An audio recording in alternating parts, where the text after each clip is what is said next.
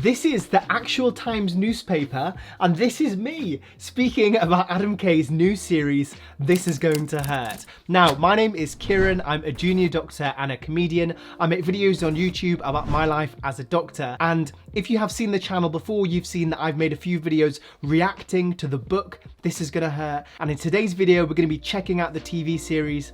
It came out last week, so this is my first time watching it. I wanted to share it with you guys. Let's check it out.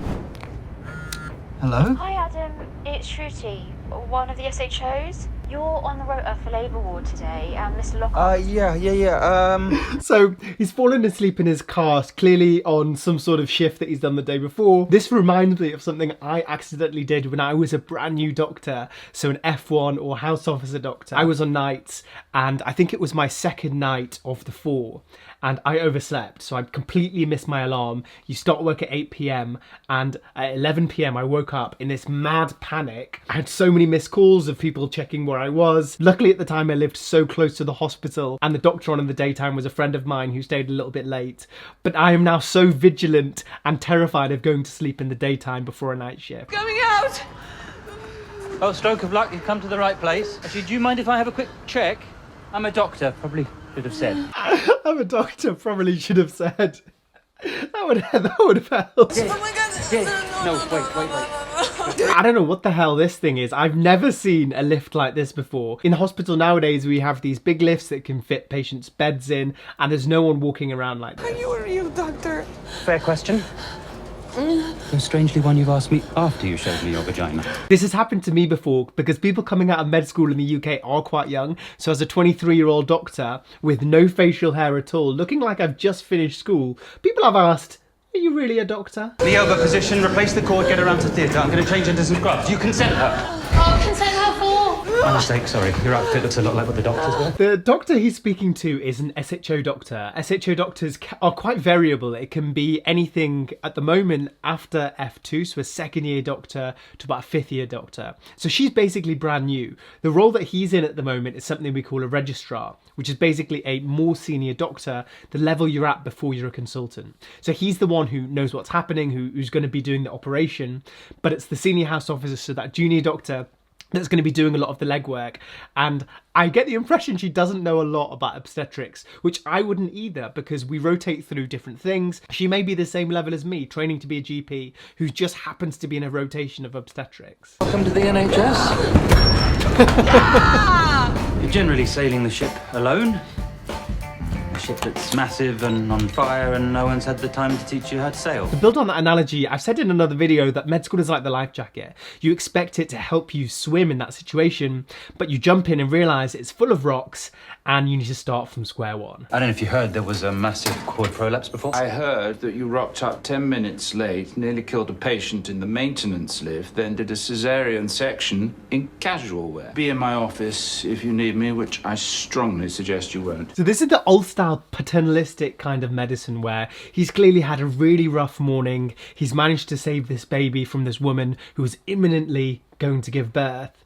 But a senior colleague that looks like his consultant is coming in, looking at all the bad things, saying, you shouldn't have done this, you shouldn't have done that. I think people are a bit more supportive than that nowadays, but what a poor guy. Pop downstairs and review Mrs. Buckster quickly. Review Mrs. Buckster, go to Starbucks. Which ward is Mrs. Buckster in? He wants you to get him a fancy coffee without me knowing. Milk and 1 sugar for me, please. Mrs. Buckster, Starbucks. I didn't get that. And that's exactly what I would have done, taken up my list, got a pen, got ready to find Mrs. Buckster. Where did you train? Would you like me to pop home and get my degree certificate? But you're not saying I can't choose who does intimate examinations on me, are you? I'm saying you won't be choosing based on the colour of their skin. I've had patients asking if any of the doctors in this place are actually white. I've had patients asking where I'm really from, and all of this sort of casual racism that still happens in the NHS. And I can imagine this being so true. Well, I'm running this ward now, and it's up to me.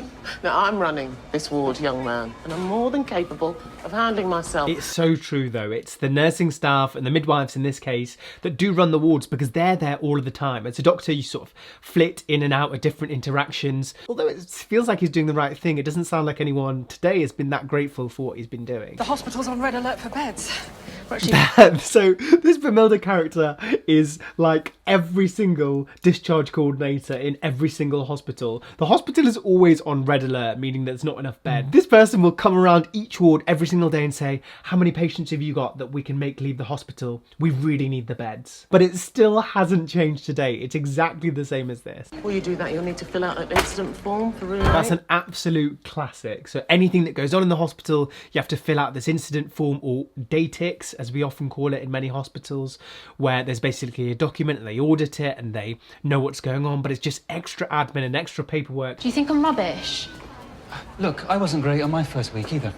I've been here 2 months. Everyone's always too busy to teach me. You just need to be less of a wallflower. It's dog-eat-dog in this place. Hospital can be a bit dog-eat-dog, and if you don't put yourself out there and say you want to do things, you will just get pushed to the side. You do need to be still quite proactive, and that's something that still happens today. I think the teaching is a lot better, and you've got people you can report to now if this sort of thing is happening to you. So she's in a training post, and if she's not getting the experience and training that she needs, she's got a consultant who is separate to her team who she can talk to about that, and she can get this resolved. So here he is trying to balance his family life with his mum calling, his personal life with his husband or boyfriend, and his friends who are trying to plan the stag do, with working in the hospital, with sleeping at night time. This is the same struggle that doctors face today. There's just so much going on, and it's difficult to balance everything. And this facial expression right here sums it up really well. Seen one before? Yes? See one, do one, teach one. Oh, I don't like this one. Change this on, change this on. See one, do one, teach one is this really old school way of trying to teach in medicine, which is you've seen a procedure like a forceps, you are going to do one, and then after you've done one, you can teach someone else one. In real life, it does take a couple more times before you can progress through that. Adam's a good name. This is like the good part of the job. We've seen all the horrible part, all the stress that he's gone through, all the people not appreciative of what he's doing. But then at the end of the day, you're giving something back. To see the look on these people's faces, you've just delivered a baby. That's why he keeps doing what he does. And that's why most doctors keep doing what they do. Pretty cool. They're getting their scrubs out of a vending machine. I don't know if he's paying for it or not, but in most hospitals now, there's just a big stack of scrubs. You use them in the daytime, throw them in this laundry basket in the evening, and then the next day they're magically washed again. Full on labour ward, postnates, antenates, gynae. I don't know how we're supposed to admit anyone from A&E. So this is what happens in a hospital, is that you've got all of the wards, people come through A&E, let's say there's a gynae patient, she needs to be admitted, she needs a bed to go to.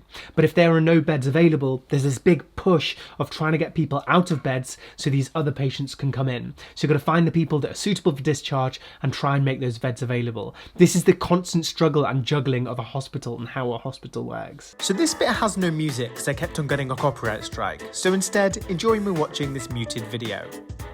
Such a good depiction of what it is like being a doctor. There's a room of never-ending patients. You don't have enough time to eat or drink properly. He's just drinking this Lucozade drink. He's drinking his coffee, moving on to the next person. This is, the way they've done this is so good. I woke up this morning with a headache and my tongue is just like totally covered in spots. I'm afraid that what you have is known as taste buds. I've had this exact thing before. It's normal for your tongue to have these bumps on it, and I've had patients coming into my GP surgery before pointing out these bumps and saying there's something wrong, when actually that's just your taste buds. This is how it feels as a junior doctor. You're there in the hospital doing all the hard work, or a lot of the hard work, and then you see their consultants in their nice cars driving off. Patients probably farted.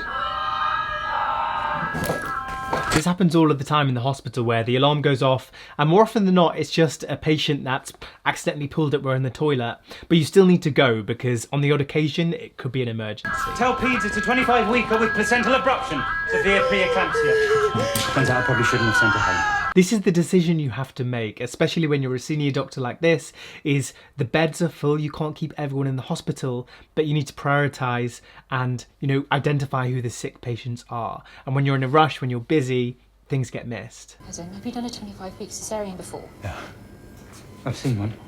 And now he's about to perform a procedure that he has never done before. In the middle of the night, without calling the consultant in. The number one rule in medicine is always involve the senior early. I can see this going wrong. Insane, I can't see anything. Shit, someone's gonna die and it's my fault. Should we get Mr. Lockhart in? Tracy, will you call Mr. Lockhart and ask him to come in, please? I called him before you started. That is the experienced midwife who's running the ward, has already called the consultant in because she knows how difficult this is going to be, but he's taken on too much responsibility, was a bit too proud to ask for help, and now something has gone wrong. You can see the pain, and this is definitely what it feels like afterwards, is that if something goes wrong, you're always going to blame yourself for it.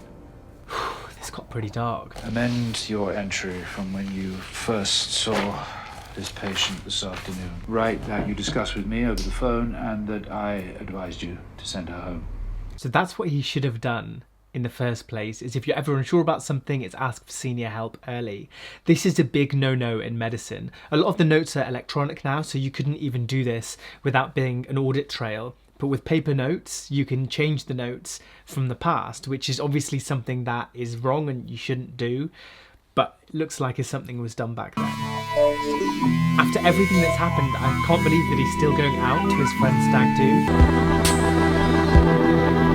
You can see even though he's there trying to enjoy himself, he's so tired and he's still having flashbacks of everything that's going on, because it's impossible to just switch off like this. I hope you enjoyed this. I know it was pretty dark and I've only included small clips, but if you did, make sure you subscribe to the channel so you can check out the other videos. Take care and I'll see you next week.